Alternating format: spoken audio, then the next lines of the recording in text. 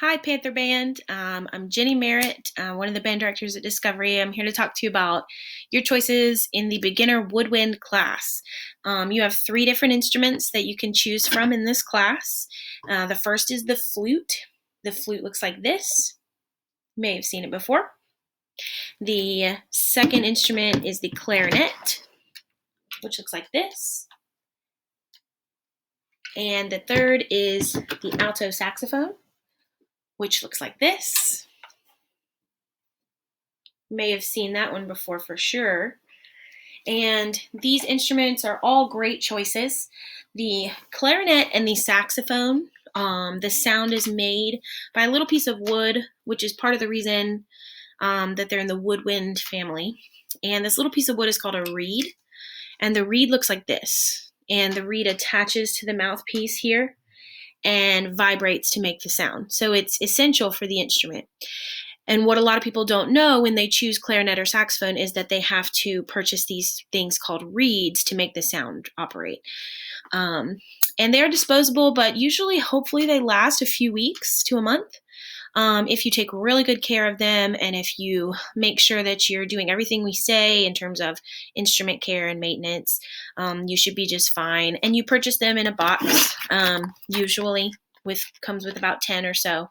So it's not like you have to go out and purchase it every week or so. It's hopefully just once or twice in the year of good, buy a bunch of reeds and keep them safe in your case. Those 2 instruments both use reeds, clarinet and saxophone. They're different reeds. It's not the same reed. One of them is larger. And then the third instrument is the flute, which you actually blow across this tone hole to produce the sound. There's no reed involved. So you're going to blow across to create your sound. So that's something that it's hard to do if you have what we call a teardrop lip. I do not have one, but some people have the middle section of their top lip kind of protrudes down a little bit.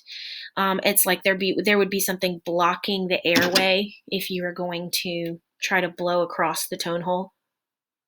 You want it to be a nice open area, so that would make it hard to choose the flute. But other than that, any of those instruments would be awesome.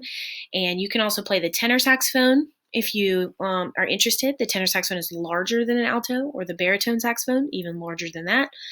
A lot of kids start on alto and then switch to those instruments later on, which is a perfectly great option. So we really look forward to having you if you choose the woodwind class. There's lots of great options. It's a lot of fun. Woodwind instruments, as you can tell, you produce the sound with a good shape of your mouth and a good breath of air. And then each note is made with different fingerings. So part of the challenge with woodwind class is that each note has a different fingering you have to learn and memorize. So sometimes it's a lot of practice that goes into that. Whereas in the brass class, it's challenging in a different way because there's only 3 buttons. So the different pitches are made by changes in your embouchure or changes in your mouth shape. So that's a different way of performing music, which is why they're in 2 separate beginner classes. So hopefully this video was helpful. And if you choose woodwind, we look forward to having you on the flute, clarinet, or saxophone. Go Panthers!